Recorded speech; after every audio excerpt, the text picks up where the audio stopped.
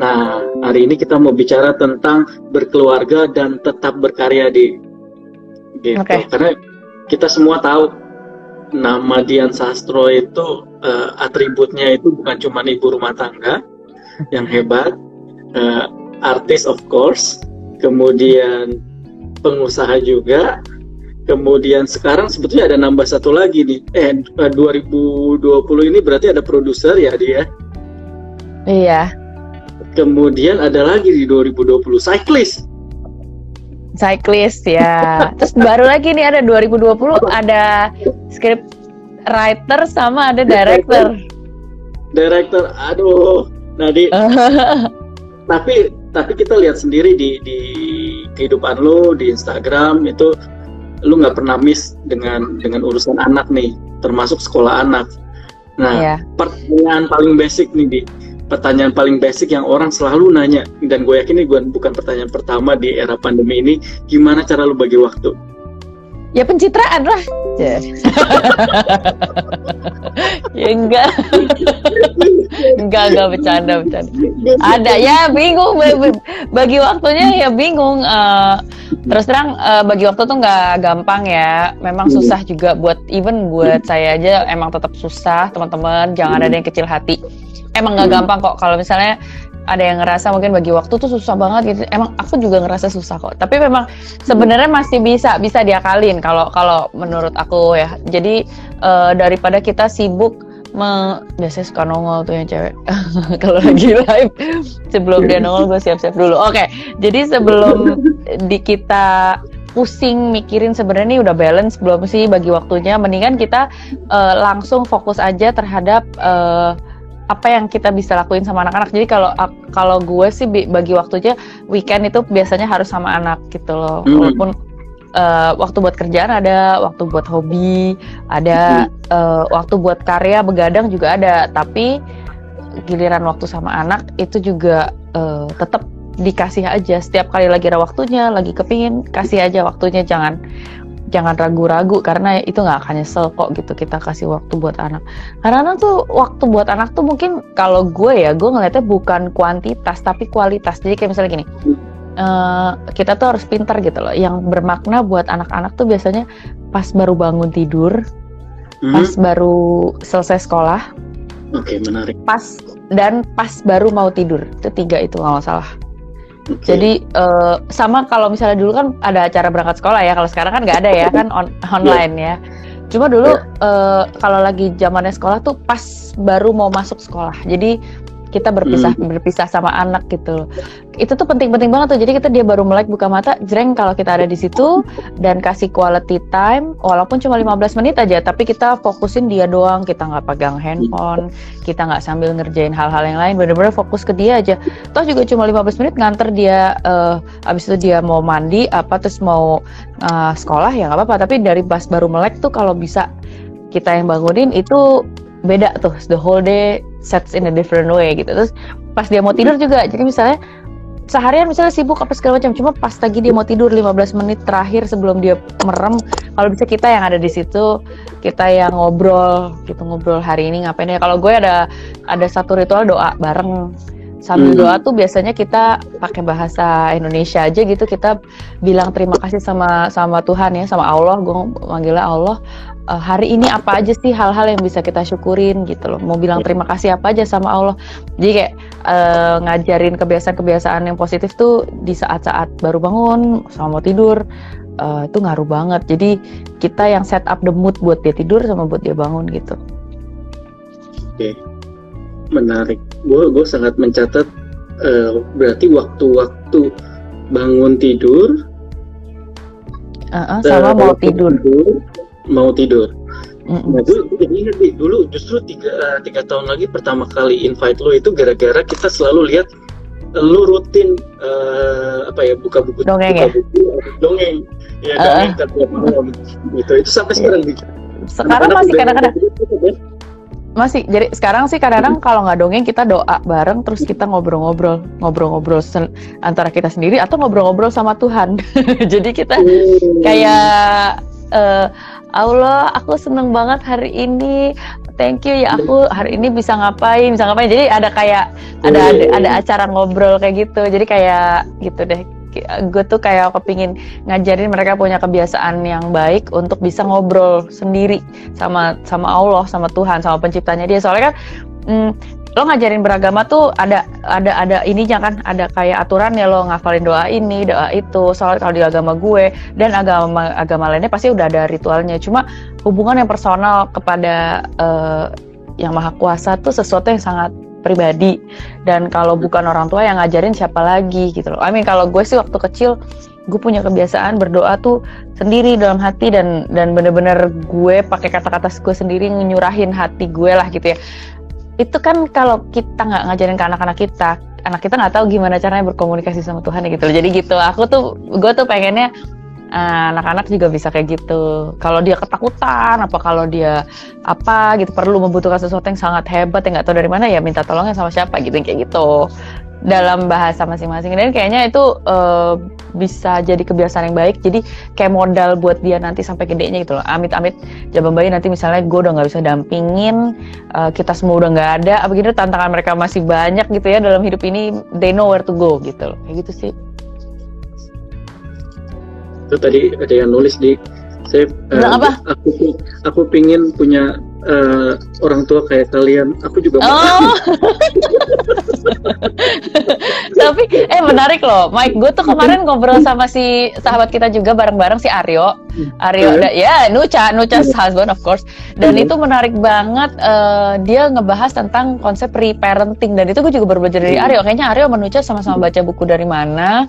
Terus dia cerita gitu. Jadi ada yang namanya konsep reparenting, di mana lo membesarkan anak-anak lo dengan cara yang baru, cara yang berbeda, cara yang tidak lo dapatkan dari orang tua lo dulu gitu loh. Jadi ada proses kayak lo pingin di saat lo lagi mengimplementasikan kebiasaan-kebiasaan baru buat anak lo, sebenarnya tanpa disadari lo sedang reparenting diri lo yang kecil yang hidup di dalam diri lo. Kan di dalam diri kita kan ada anak kecil yang sekarang udah tua nih gitu.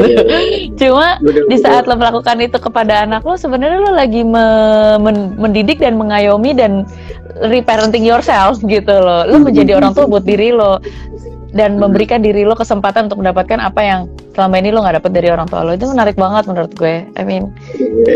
Di saat lo menenangkan anak lo sebenarnya lagi menenangkan diri lo gitu loh. Jadi kan ini menarik banget gitu loh. Di saat lo lagi melakukan itu kepada orang lain, sebenarnya lo pada saat yang sama sedang melakukannya juga kepada diri lo.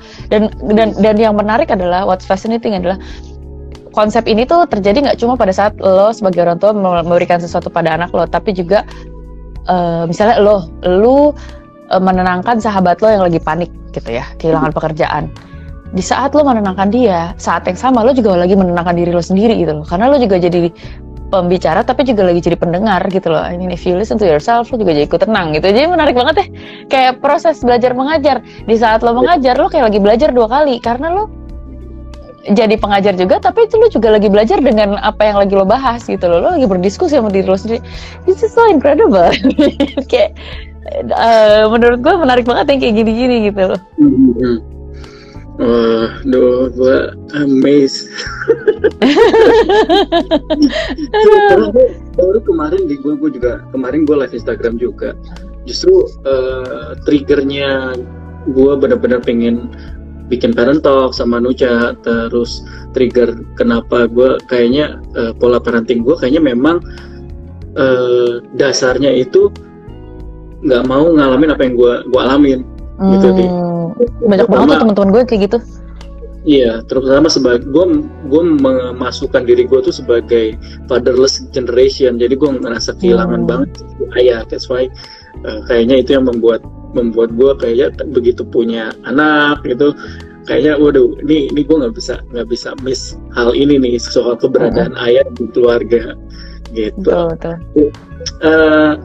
Pandemi ini justru gue ngeliat lo lebih produktif gitu. Kayaknya gue ngeliat lo kayak wow gitu. Tapi bisa kalau teman-teman tahu ya, teman-teman yang lagi nonton ini tahu, untuk gue reach Dian ini itu pun bener loh, gue nggak bisa mengganggu waktu Dian sama anak. Jadi Dian sempat ngomong, kalau besok itu waktunya ada sama anak gitu. Oh, gue bilang oh ya udah jangan gitu. Jadi langsung bener loh yang Dian tadi ngomong, memang ada waktu khusus buat anak ya itu real. Ternyata bukan pencitraan. Gitu. Oh gitu ya. Alhamdulillah dong. Terus kalau pandemi gue justru kan ngeliat lu kok makin produktif. Menurut lu pandemi ini berkahnya apa? Hal positif apa yang lu dapetin di selama pandemi ini, khususnya dalam hal karya-karya lu sebagai Dian Sastro? Gue tuh ngerasa banget nih teman-teman dan juga lo ya Mike ya, kan gue tuh sebenarnya orang yang sangat sibuk banget. Kalau nggak ada pandemi itu tuh gue jarang banget di rumah. Gue tuh bisa yang dari pagi tuh back to back meeting, pokoknya dalam satu hari tuh bisa ada 6-7 agenda yang berbeda gitu loh, things to do, ketemu orang dan ada olahraga, ada yang meeting, ada yang kemana, ada yang kesini, harus ngapain. Dan dengan adanya pandemi ini, dengan adanya pembatasan sosial, itu semua segala macam menjadi ditarik kayak di vakum gitu, harus terjadi semua secara online dan harus terjadi semua delivery dari rumah, dan gue dipaksa berada di rumah. Gue merasakan sekali selama pandemi ini, gue di rumah gitu ya, gue jadi dikasih kesempatan berkali-kali untuk bisa bersyukur, karena ternyata dari rumah pun gue bisa tetap berkarya gitu loh. Sempet di awal-awal pandemi, gue merasa gue takut banget pemasukan akan berkurang kayak gitu-gitu, terus terang. Karena kan event pastinya kan banyak yang cancel, dan gue kan adalah orang yang bekerja di dunia hiburan. Apakah kira-kira itu akan berpengaruh pada jam terbang dan orderan gue, ngamenan gue ibaratnya gitu ya. Dan akhirnya gue mulai segala macam cara collab dari rumah, bikin video, bikin film pendek dari rumah, dan itu kayaknya kayak instinktif gue. Ibaratnya gue ceker-ceker, kalau bahasa orang Jawa tuh ceker-ceker nyari duit gitu loh. Dari rumah tuh gue masih bisa berkarya apa aja sih. Walaupun dari awal-awal tuh gue bikin ya gratis-gratis aja, gue posting di sosial media. Karena gue cuma pengen nunjukin dan challenge diri gue, kira-kira apakah ini akan membatasi gue, apalagi yang bisa gue kerjain di rumah, Dan bener, gak taunya gue juga gak nyangka, ternyata bisa ya bikin, ada yang talk show lah, ada yang kolaborasi musik lah, ada yang macam-macam. Terus dan benar, ternyata dari yang kayak gitu-gitu ternyata mancing rezeki juga, karena ternyata dari beberapa brand gitu ya, ada yang ngeliat, oh ternyata si Dian bisa tuh bikin video kayak gituan, dan akhirnya minta order ke gue. Jadi instead of bentukan endorsan yang biasa gitu ya, sekarang jadi ada kayak nilai produksinya, production value yang bisa gue provide, walaupun productionnya home production ya gitu, jadi yang pakai handphone, di edit juga pakai handphone juga, kayak gitu-gitu. Jadi krunya, jadi modelnya juga, scriptwriter juga, ngerekam suara juga, gitu-gitulah. Jadi intinya lu mau gue ada gitu.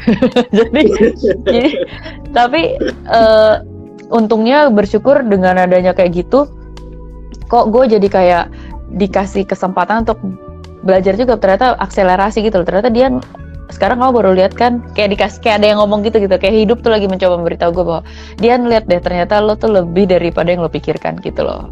Karena gue pikir gue cuma aktor aja, atau gue cuma pembawa acara aja, atau gue cuma model brand ambassador aja, tapi ternyata I can give more, dan ternyata itu juga gue baru tahu setelah gue melaksanakan ini. Dan justru di pandemi ini gue bosen, suntuk, dan akhirnya gue kemarin sempat posting di social media, kalau ada yang teman-teman lihat ya. Jadi pandemi ini dan pembatasan sosial memaksa gue untuk ngambil course online dan meningkatkan kompetensi gue gitu. Jadi gue ngambil kursus menulis, gue selesaiin, dan akhirnya gue menulis skrip beneran, dan akhirnya ternyata melihat keseriusan gue, akhirnya malah dapat kerjaan gitu loh. Gue dikasih kesempatan untuk nulis film pendek dan akhirnya mendirect film pendek. Sekarang udah selesai syuting, sekarang lagi ngedit. Gue lagi mau lihat revisi hari ini, kayaknya abis itu gue insya Allah mau picture lock nih minggu ini. Jadi tinggal grading. Jadi ya bersyukur banget. Thank you banget.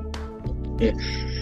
Wah, buat teman-teman yang baru gabung, tadi ada beberapa yang nanya, bahas apa sih nih gitu, kok bukan parenting? Bukan, kita lebih banyak bahas tentang berkeluarga dan tetap berkarya gitu. Hari ini kita mau benar-benar mau lihat Mbak Dian Sastro, bagaimana karya-karyanya selama pandemi. Khususnya gue juga kayaknya jadi nge-recall lagi gue di waktu awal-awal pandemi kan. Iya bener juga ya, wah pokoknya lu kayak semua dicoba, kita ngobrol tentang, kita sampai bikin Zoom meeting sendiri tentang YouTube lah. Apa bikin YouTube ya gitu, pokoknya wah semuanya deh. Terus di rumah lu kiriman barang, lampu, kamera, apapun baik datang semua. Asli. Gue juga pernah datang ya guys. Dia lagi nyari bass, bener ya? Lu nyari bass atau bass kan? Lu lagi nyari bass lu lagi browsing bass. Bass. Oh bass, gitar bass itu masih ada tuh. Ada tuh, mana tuh. Iya. Jadi bapaknya mulai berpikiran apa gue ganti profesi jadi pemain band. Nah, tapi kan lebih ribet lagi kolaborasinya karena harus pakai software. Jadi gue benar-benar melihat ya teman-teman, kalau memang Dian itu men-challenge dirinya dari awal pandemi itu, semuanya memang di-challenge, dicoba gitu. Dan mungkin orang juga kaget ya di sini, Mbak Dian Sastro lah kita ngomongnya itu mencari-cari gitu loh. Gue harus gimana, ada ketakutan, nggak ada kehilangan gitu ya dia, nggak nyangka loh gue. Apa ketakutan awal-awal? Event apa segala. Bener, ketakutan kehilangan ini pemasukan segala macam. Wah, kita semua panik sih di awal-awal pandemi ya kayaknya. Gue ingat gue diam-diam ya nih teman-teman, diam-diam tiba-tiba dia ngerilis satu video itu video Samsung ya dia, bener ya? Iya. Samsung kan yang pertama itu ya gitu ya. Iya. Lu take sendiri semuanya, lu script sendiri story-nya. Take sendiri. Memang pakai brainstorming sih sama temen gue si Benny Lims gitu, brainstorming. Tapi karena dia juga editor, basically dia editor, jadi dia kayak ngasih ide. Akhirnya banyak juga ide dari gue, angle-nya mau gimana. Yang ngambil juga gue pakai tripod. Ada yang nyurusin mbak pegangin gitu. Di rumah ada yang gue lari-lari tuh, mbak pegangin mbak. Sedih lihat, shoot kayak gini dari sini lari kejar saya. Nih, jangan kedeketan, ulang lagi. Iya loh, jadi bener-bener repot banget ya. Mbak gue juga udah sampai keriting, gue suruh. Dan itu semua orang keluar dari comfort zone ya. Iya asli. Orang di rumah. Iya. Gue bahkan nanya suami gimana waktu itu ya. Yang menarik ini loh teman-teman, Mike, anak-anak kan sekarang tiap hari ngelihat gue di rumah. Dan mereka melihat gue tiap hari kerja kayak gini nih. Ada yang talk show, ada yang gue harus syuting, ada yang harus bikin apalah. Dan mereka akhirnya udah mulai ngerti, bunda gue tuh kalau kerja di rumah tuh kayak gini. Oh bunda tuh kalau lagi syuting nih kerja, bukan main-main, bukan halo-halo gitu. Jadi mereka mulai menghormati itu. Oke bunda, keep it up, semangat ya. Gitu ya, bisa ngomong gitu. Karena suka ngeliat gue, kok belum kelar juga, ada yang seminar yang seharian gitu, kemarin ada kayak penjurian, mereka udah bisa main, nonton TV, selesai sekolah, gue belum, gue masih lembur, masih ngobrol dan berantem sama 4 orang lagi secara online. Kayak gitu, jadi dia tahu bahwa bapak ibunya, kalau bapaknya kan kerjanya di kantor, kan udah mulai kantor lagi, jadi dia tuh nggak pernah punya ide kalau kerja tuh orang tua tuh kayak apa gitu loh. Kalau sekarang dia udah bisa melihat, oh ibunya kerja, karena dia bisa lihat langsung kan, gue sekarang buka kantor nih di satu meja di rumah. Jadi ya begitulah. Gebrakan lu lagi di 2020, gue ingat lu nongol dengan kolaborasi, lu nyanyi, lu main gitar lagi gitu juga. Ini gila, orang ngeliat langsung lagi gila, ini kayak Dian yang nggak pernah kita lihat selama ini gitu ya. Dian di tahun 98, 97 jauh ya. Itu lo ya dia, justru lo lebih itu kan kita gitu ya. Terus lo bikin video yang kolaborasi sama teman-teman artis ya dia, yang kayak action ya. Action. Apa lagi di gitu. Lu masuk Netflix. Oh iya. Kebetulan masuk Netflix di saat pandemi ya.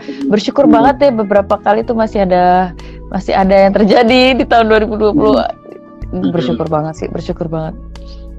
Gue cuma merasa bahwa gue memang sangat beruntung dan gue tidak akan menyia-nyiakan keberuntungan ini dengan tidak bekerja keras. Kalau gue sih gitu. Gue sadar kok nggak semua orang seberuntung gue.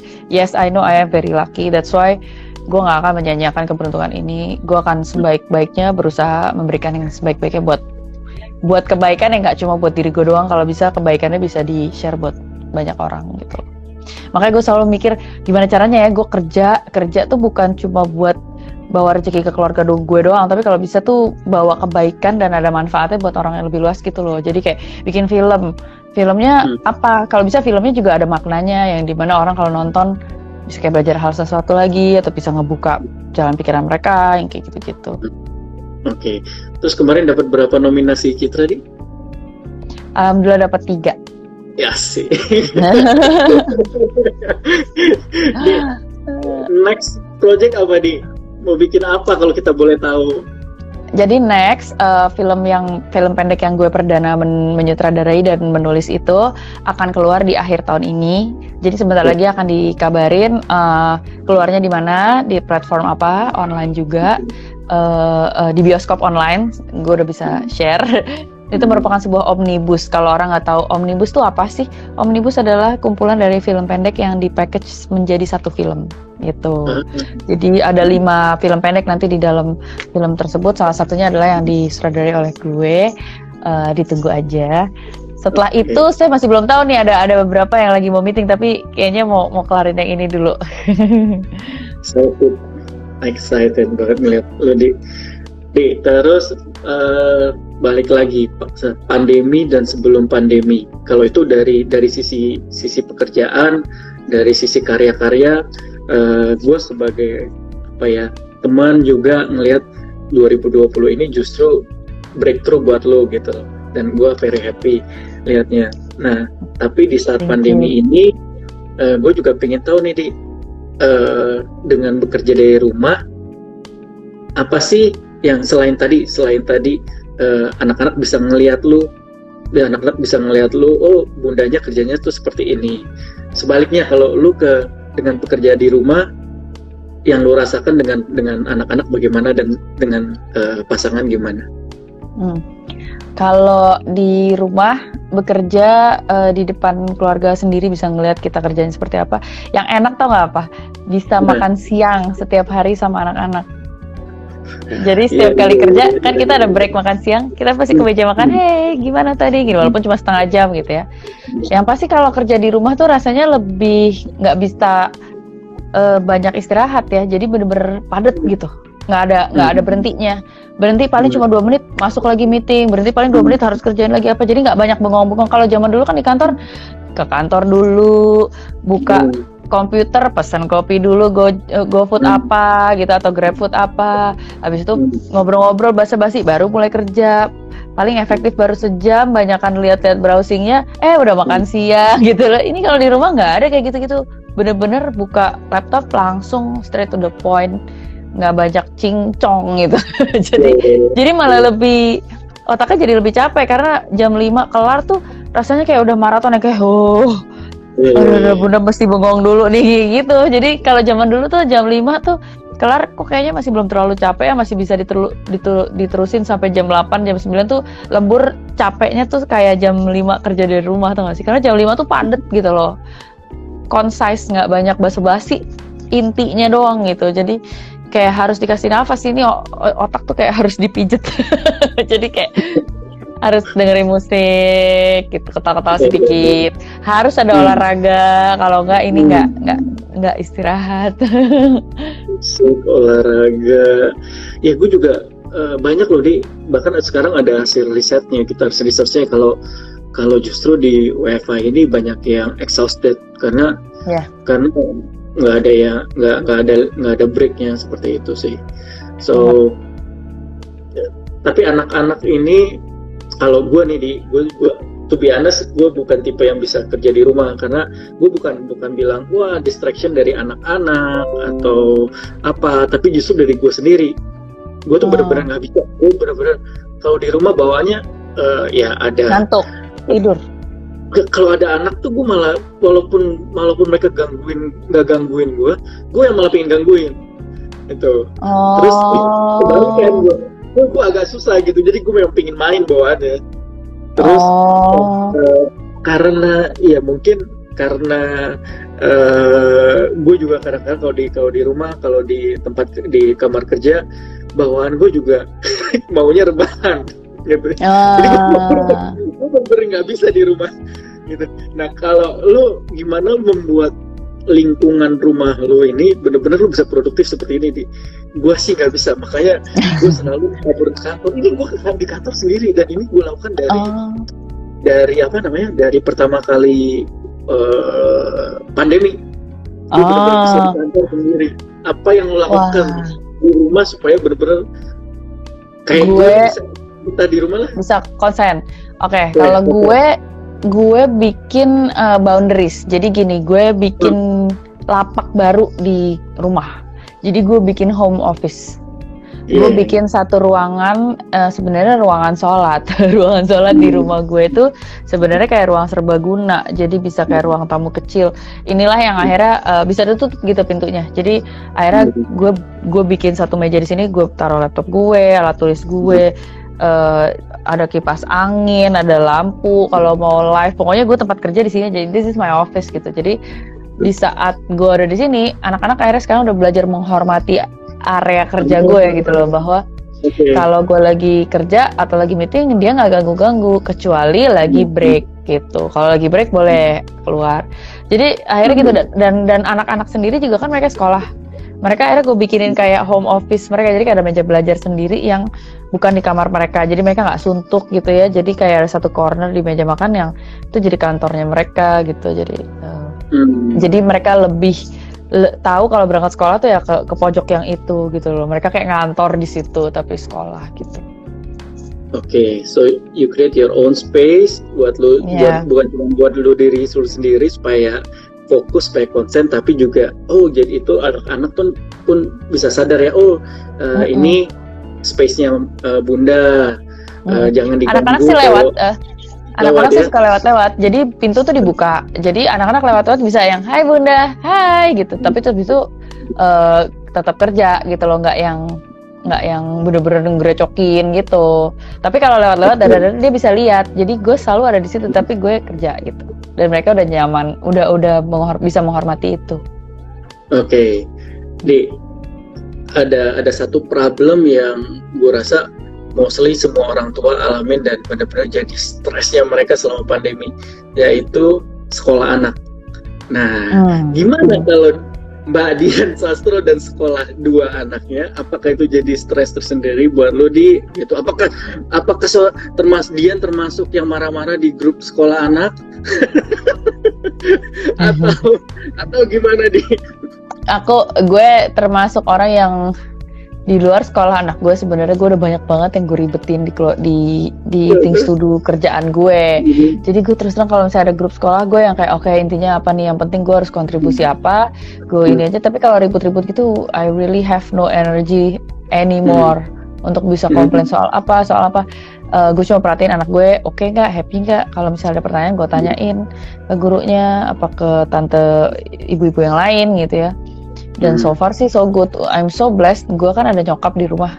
Jadi nyokap tuh bantu gue untuk supervisi anak-anak. Jadi kadang-kadang kalau misalnya dia cuma nontonin dari jauh sih, tapi dia bisa nangkep, kayaknya Shine matematikanya yang bab yang sekarang agak nggak ngerti deh gitu loh.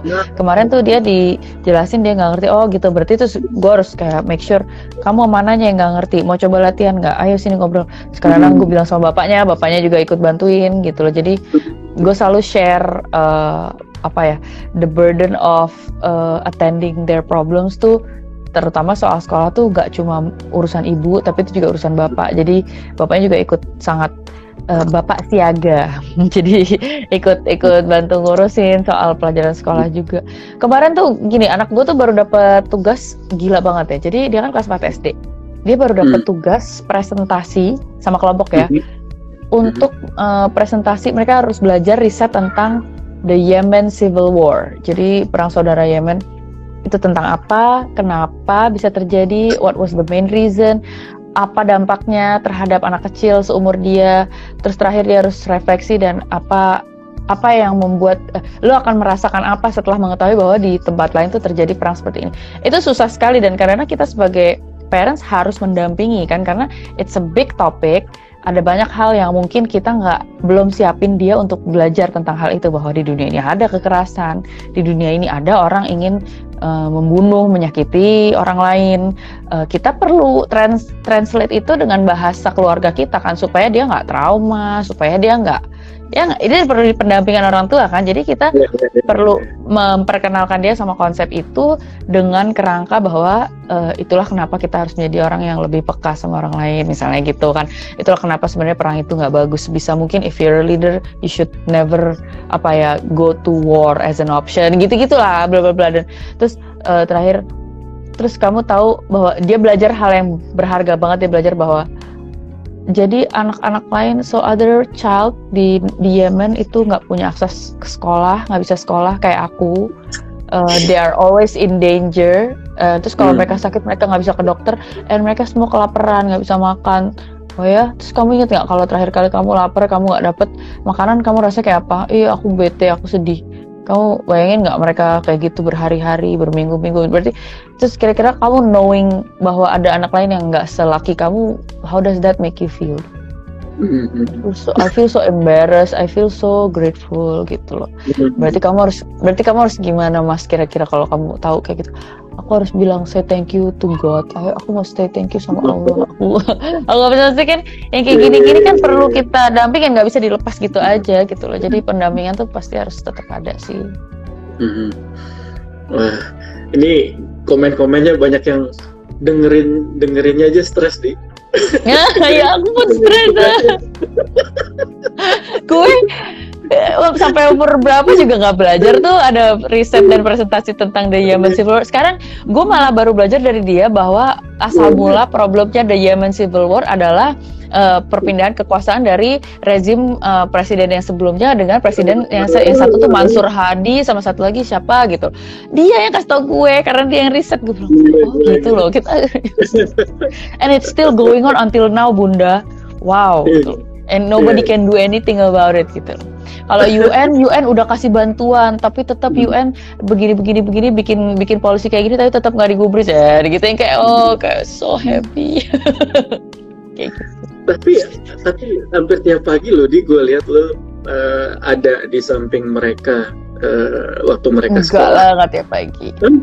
Hampir. Gue kan nggak selalu posting.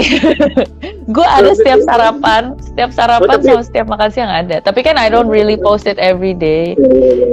Iya.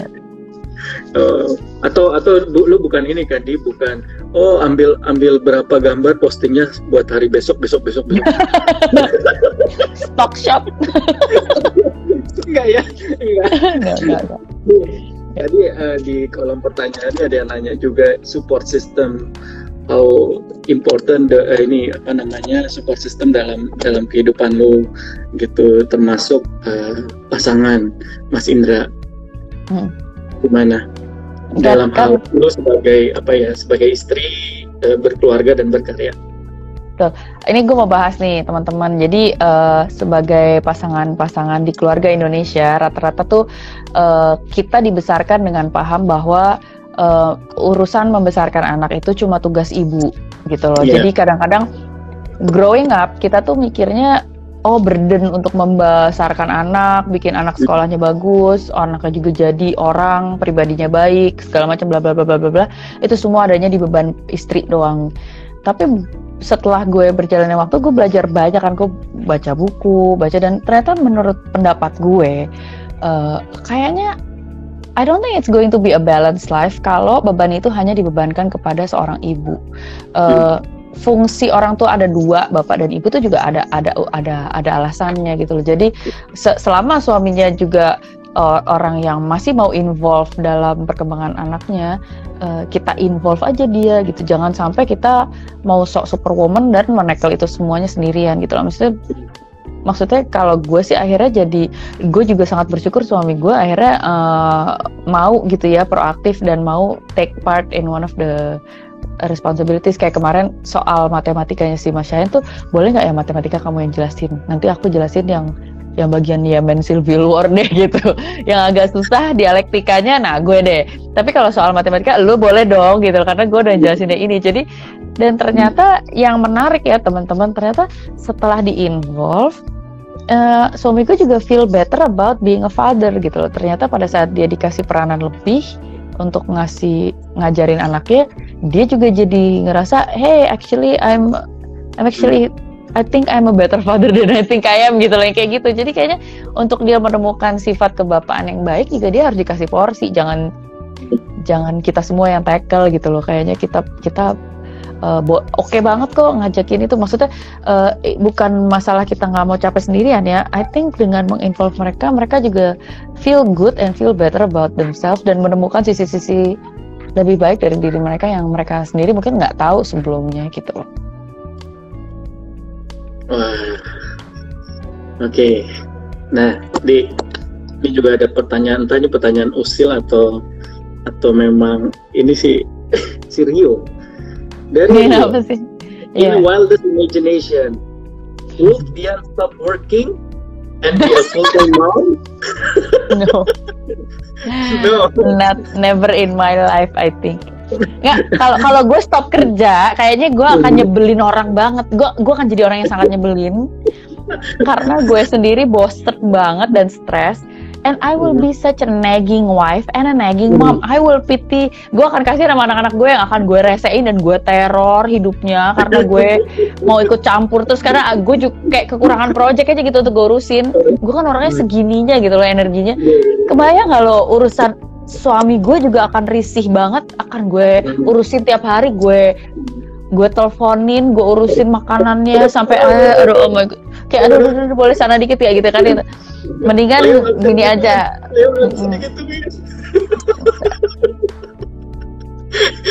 Leo nggak bisa digituin.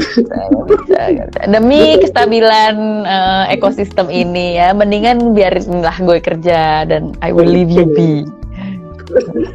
And I will be happy, and anak gue juga happy. Yes. Jadi impossible ya. Pokoknya lo harus jadi dia yang produktif. Gue mau kasih tau ini cerita nih bocor. Kan gue tinggal sama nyokap gue kan. Nyokap gue import. Jadi adalah gue ada keluarga yang tinggal bersama ibu mertua. Kalau buat Indra, gue tinggal bersama emak gue. And my kids adalah cucu-cucu yang tinggal bersama eyangnya. Terus eyangnya ini kan selalu mensupervisi ini kan proses sekolah kan. Cuma lo tau lah beda generasi ya Bo ya. Jadi emang ada kayak komentar-komentar yang kalau ke generasi gue iya emang gitu, cerewet-cerewetnya angkatan mak gue emang gitu. Cuma kalau dia loncat ke cucu kadang-kadang sampai suatu hari anak gue ngambek Bo sama mak gue kayak can you please, I wanna be alone by myself. Karena dia lagi ngerjain PR, terus kayaknya mak gue ikut komentar, terus dia nggak merasa terganggu, dia merasa terganggu. Terus tuh nggak nyokap, terus anak gue curhat sama gue, iya aku tadi kesel sama Eyang Uti, now I know how you feel bunda.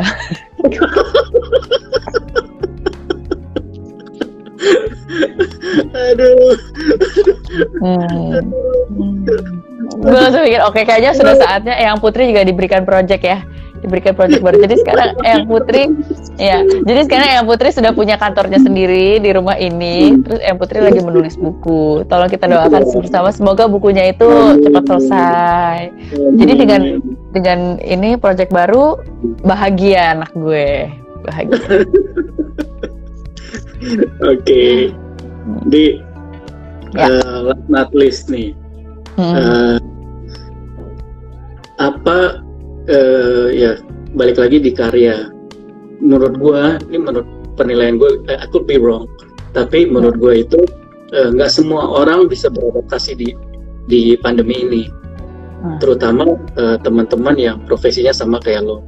Karena buat gue termasuk profesi yang di selama pandemi ini pasti hitnya cukup kuat. Bioskop tutup, event nggak ada gitu, dan brand di masa pandemi juga terutama di awal bingung, what should we do gitu. Betul. Nah, ada nggak hal yang lo lakukan untuk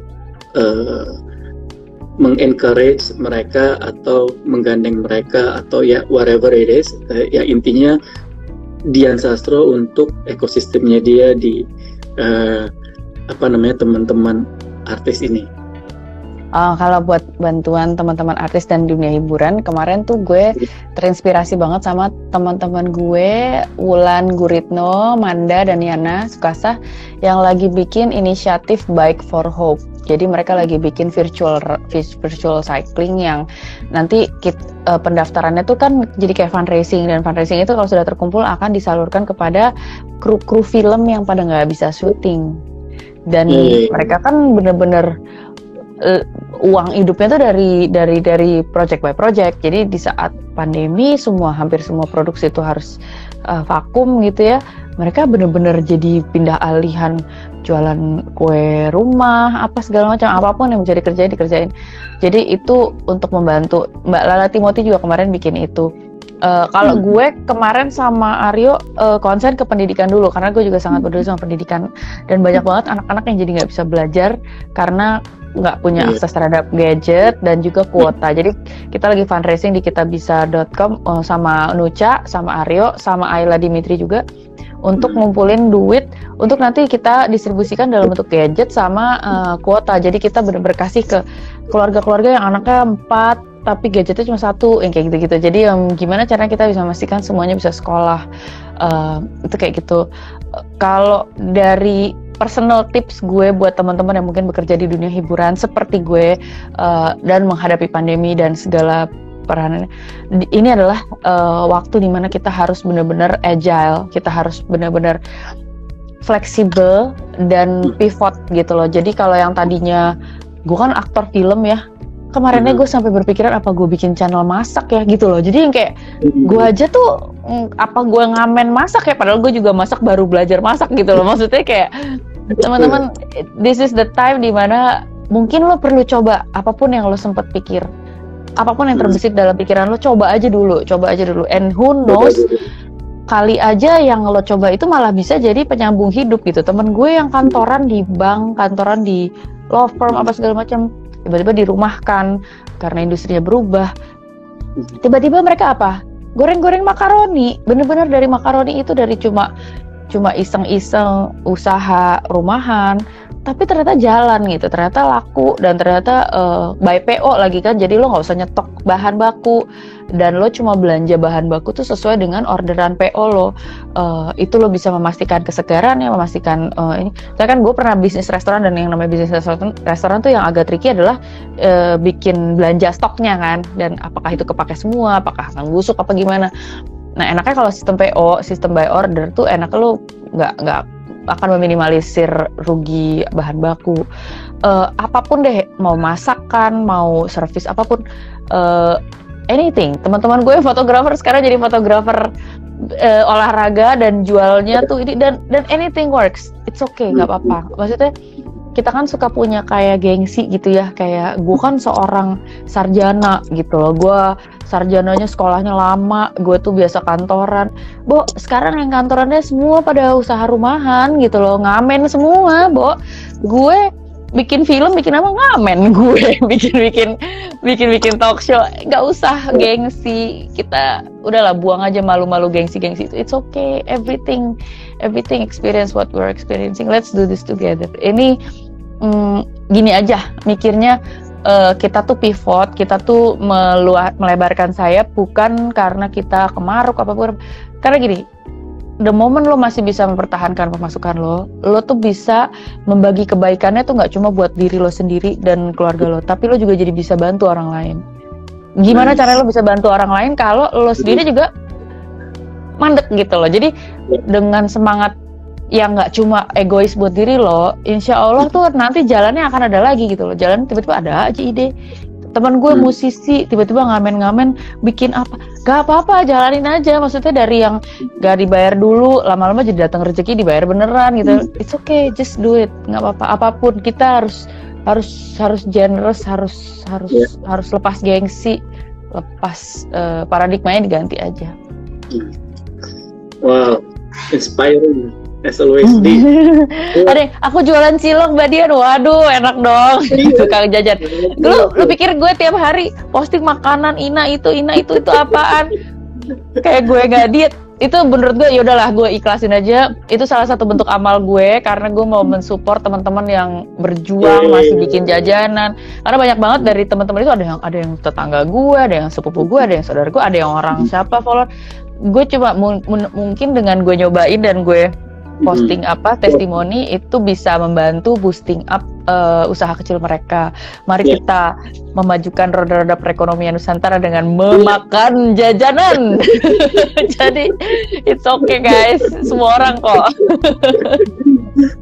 Nih sebetulnya gue mau akhirin ini sih sebetulnya. Cuman ini gue jadi tergelitik untuk yang terakhir nih. Kita udah 9 bulan pandemi dan kita nggak ada yang pernah nyangka, kita nggak tahu ini sampai terjadi seperti ini gitu. Gue tuh punya prinsip selalu yang step pertama itu selalu yang paling susah gitu. Apakah itu lo rasakan sebagai Dian Sastro karena lo punya privilege itu menurut netizen, menurut kita semua? Boleh kita bilang Dian punya privilege itu, tapi apakah lu merasakan struggle itu di awal-awal? Terima kasih sekali. Ini pertanyaan bagus banget, Mike. Gue perlu kasih tahu buat teman-teman netizen yang mungkin ngerasa ya lo kan enak lo Dian Sastro gitu kan. Semua udah kebuka buat lo mau nyoba segala sesuatu yang baru, ya gampang. Nggak bisa disamain sama perjuangan yang gue rasakan. Kalau lo ngetok pintu sekali, mungkin di pintu kedua udah dibuka. Kalau gue mungkin gue baru pintu ke-17 yang baru terbuka, misalnya gitu kan. You're right, I am privileged, I am very lucky, I will not deny that. Gue nggak akan menyangkal itu. Gue memang sangat beruntung dan gue sangat bersyukur. Tapi juga kalau gue orangnya nggak kerja keras, gue rasa gue nggak nyampe sini. Gitu loh. Kalau orang yang privilege dan orang yang beruntung tuh ada banyak macamnya. Ada yang mau kerja keras, ada yang inspired, ada juga yang not inspired, ada juga yang males-malesan, nggak ada semangat, nggak mau usaha. Gue mau memastikan aja sih ke teman-teman bahwa I can promise you, gue bukan tipe yang itu. Gue tipe yang kerja keras dan gue tipe yang ayo kalau gue perlu kerjain, gue mau repot, gue mau kerja keras, gue mau begadang if I have to, gue mau capek if I have to, karena gue tahu segala sesuatu yang bagus dan yang baik itu emang kadang-kadang nggak gampang dapetin ya Mike. Jadi gue kayak teman-teman boleh bilang gue beruntung banget, gue lo tahu nggak sih yang lo nggak lihat di depan panggung, perjalanan gue dari gue kecil bukan siapa-siapa, gue naik mikrolet, gue audisi ke 17 iklan, cuma dibayar jadi figuran cuma 200.000, bensin uang jajan nggak cukup, gue harus bolos sekolah demi jadi figuran iklan body lotion apaan. Lu nggak lihat itu, lu cuma lihat gue sekarang. Dan lu baru lahir tahun berapa? 90-an. Gila, gue lahir dari tahun 82. Gue dari tahun 96 udah naik bus, bawa formulir gadis sampul, daftar gadis. Dan gue daftar nggak pakai 1 formulir, gue daftar bawa 6 formulir. Jadi lu nggak usah nganggep gue tuh lahir di silver spoon. Gue tuh nggak gini dulu gitu. Maksudnya gue tuh punya proses. Dan believe me, kalau lo bilang hidup lo udah enak Dian Sastro, hidup gue gak enak karena gue belum bukan siapa-siapa, gue harus ngetok 17 pintu. Well, sebelum gue jadi Dian Sastro ini, gue juga ngetok tuh 18 pintu dan ini adalah pintu ke-18. Jadi, dan ini alhamdulillah setelah gue dapet pintu ke-18, gue gak berhenti kerja keras juga. Gue tetap berangkat semangat pagi. Gue tahu apa yang gue dapetin ini gak gampang. Gue tahu mak gue kerja kerasnya kayak apa dari gue kecil. Dia pulang jam 11 malam, pulang kantor, tangan jadi kaki jadi tangan.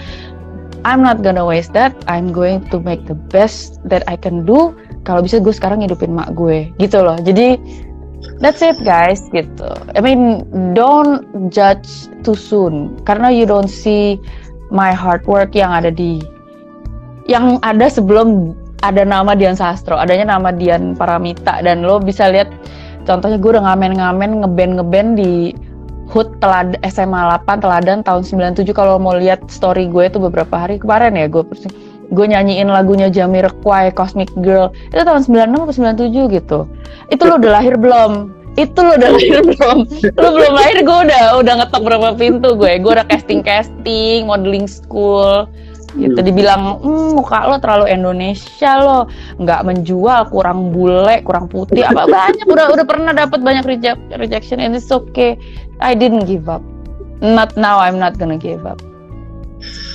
Nice story indeed. Thank you Di. Thank you. Jadi pertanyaan terakhir gue, inspiring. Gue yakin teman-teman banyak belajar. Gue biasanya kalau di akhir live ini gue bikin summary Di. Tapi ini jujur aja ya, teman-teman gue nggak bisa bikin summary. Ini banyak banget catatan gue nih. Betul ya. Ini ketinggalan satu. Ini masih ada 3 lagi ya guys. Ini gue nggak bisa kasih summary, nanti nonton aja. Karena gue belajar banyak dari Dian sampai hari ini. Gue belajar banyak. Jangan. Pasti satu pesan aja sih buat teman-teman yang masih berjuang. Buat teman-teman yang masih berjuang, believe me, I know how it feels.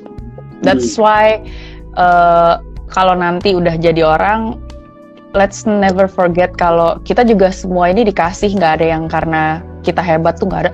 Kalaupun kita hebatnya kita juga dikasih sama yang ngasih segala sesuatu. Jadi let's never think too big about ourselves. Let's not take ourselves too serious juga. Let's laugh about everything, even about ourselves, karena it's always lebih ringan gitu loh hidupnya. Jadi ini juga kan heboh nih, berat ya pandemi 2020. I know it's tough for all of us, banyak yang nggak kuat. Let's laugh about it. Mau gimana lagi? Kita nggak bisa ngubah keadaannya. Ketawa aja. Kalau udah bingung, udah jogetin aja di ruang tamu sama anak-anak, pasang lagu Tarik Sis Mongko apa kayak gitu, TikTokan. Mau gimana lagi? Itu kayak ya udah ketawa-ketawa aja lah gitu. Yang penting happy. Thank you Di, gue atas nama yang lain juga. Sama-sama. Gue nggak pernah ngobrol sama lu kayaknya begini juga. Iya ya. Aduh, abis ini gue cari juga, terharu. Terharu ya. Aduh, semoga bisa bermanfaat ya teman-teman. Thank you Di. Sama-sama. Selamat beraktivitas, stay healthy, sampai ketemu di sepedaan. Tarik sis, ada yang bilang tarik sis. Sama-sama. Terima kasih teman-teman supportnya. Bye-bye. Thank you Parent Talk. Bye. Thank you.